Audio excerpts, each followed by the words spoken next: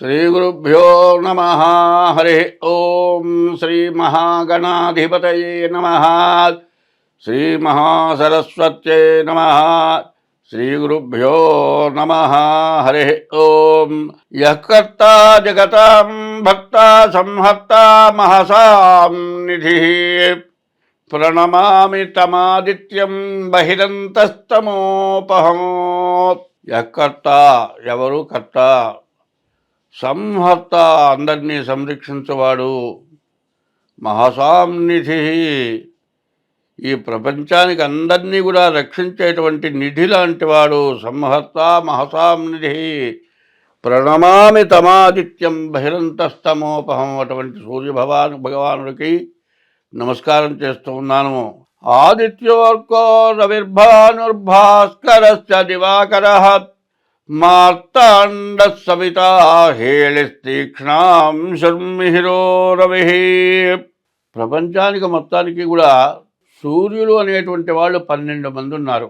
ఈ 12 మంది సూర్యులు ఎవరంటే మేషం దగ్గర నుంచి మీనాల వరకు 12 రాశులకు సంబంధించిన వారే అని చెప్పాలి. సరిగ్గా ఆలోచిస్తే 2025వ సంవత్సరం మార్చి నెల 1 నుంచి 30 వరకు వృషభ రాశి ఫలితాలు చెప్పుకున్నాం.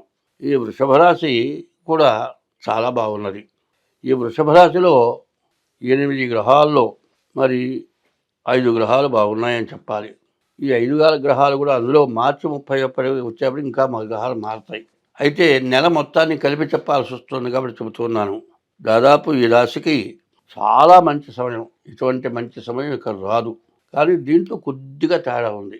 ఆ కొంచెం, ఎందుకంటే మనిషికి తెలివితేటలు మేధాశక్తి బాగా ఉంటుందండి. ఒకరికి వాడి మొహం చూడటానికి బుద్ధి పుట్టదు. అంత ఘోరమైన అలంకారహీనంగా ఉంటాడు. మొహం చూడటానికి పిచ్చాడులాగా ఉంటాడు. వీడెట్లా పుట్టాడురా అనుకుంటాం. వాడు నోరు తెరిస్తే నాలుక మీద సరస్వతి తాండవిస్తుంది. అట్లాగే ఈ రాశికి వచ్చిన బాధ ఏంటంటే గురువు కుజుడు వీళ్ళిద్దరు కూడా పూర్తిగా బాగాలేరు. గురువు 1 కుజుడు 2 ఉంటే ద్వాదశాష్టమ జన్మస్థం శని అంగారకో గురు కుర్వంతి ప్రాణ సందేహం స్థానచలనం ధనక్షయం అన్నారు. ఉన్న చోటు నుంచి మానుకొని వెళ్ళిపోవాలి. కుట్లో కానీ ఇంట్లో కానీ వ్యాపారంలో కానీ మానుకొని వెళ్ళిపోవాల్సి వస్తుంది. డబ్బులు విపరీతంగా ఖర్చు అవుతాయి. మరి బతుకు తిరుగు లేకుండా ఇబ్బంది పడతారు. ఈ గురువు కుజుడు వల్ల ఆ సమస్య వస్తుంది. మిగతా గ్రహాలు దాదాపుగా చెప్పాలంటే అన్నీ కూడా చాలా బాగున్నాయి. శని, రవి, బుధుడు, శుక్రుడు, రాహువు, చంద్రుడు, ఈ 6 గ్రహాలు కూడా దాదాపు 11వ రాశిలోకి వస్తూ ఉన్నాయి. చాలా మంచి సమయం. ఇట్లాంటి అదృష్టమైనటువంటి సమయం రావాలి అంటే ఒక 30 సంవత్సరాలకు ఒక్కసారి వస్తుందేమో కానీ అంతకంటే మించి మాత్రం రాదు. కాబట్టి అటువంటి మంచి సమయాన్ని సద్వినియోగం చేసుకోవాలి అంటే ఈ 2 గ్రహాల దోషాలు పోవటమే కాకుండా అసలు మీరు చెబుతున్న వృషభ రాశికి సంబంధించిన వాళ్ళు అవునో కాదో తెలియాలి అంటే, మీ లగ్నం ఏదో తేలాలి అంటే మీ తారీఖు, నెల, సంవత్సరం ద్వారా, మీ టైం ద్వారా మీ జాతకం చూపించుకుంటే ఎంతైనా మంచిది. ఏంటంటే అంతా బాగుంటుంది. ఇప్పుడు నాకు 82 సంవత్సరాలు.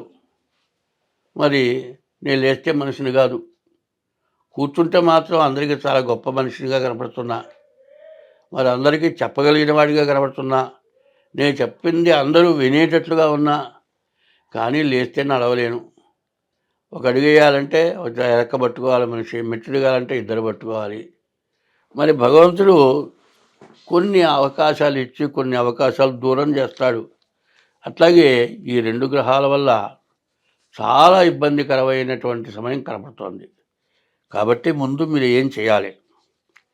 మీరు ఇందులో ఉన్నటువంటి సత్ఫలితాన్ని పొందాలి. ఇప్పుడు కూడా మానవుడికి మంచి సమయం ఎట్లా వస్తుందో, ఏ రకంగా వస్తుందో, ఏ రకంగా బాగుపడతారో అనేది ఎవరు గ్రహించలేనటువంటి మంచి సమయం. అట్లాగే చెడు సమయం కూడా ఆలోచన లేకుండా జరుగుతుంది. పోతూ పోతూ నడిచే మనిషి ఏం చేస్తాడు?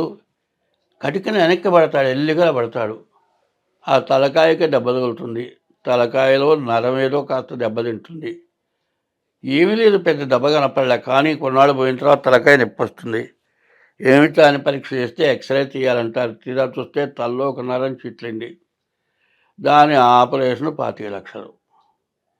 దెబ్బ తగిలినట్టు కనపడలా. చెడు టైం అట్లా ఇబ్బంది పెడుతుంది. అదే మంచి సమయం వస్తే ఇంకో రకంగా ఉంటుంది. ఒకడు గుడ్డివాడు పోతున్నాడు కర్ర పట్టుకొని. కర్ర టానించుకుంటూ ముందుకెళ్తున్నాడు. కానీ రెండోవాడు చూసి అనుకున్నట్ట, అరే వీడు గుడ్డివాడు, ఏమీ ఆధారం లేకుండా కర్ర అట్టట్ట ఆడిస్తూ వెళ్తున్నాడు.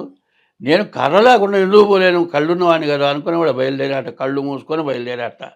ఈ చెరువు పోయి సందు తిరిగేంత వరకు నేను కళ్ళు మూసుకొని నడుస్తాను. నట్టవాళ్ళు కళ్ళు లేకుండా కర్ర ఆడిస్తూ నడిచాడు.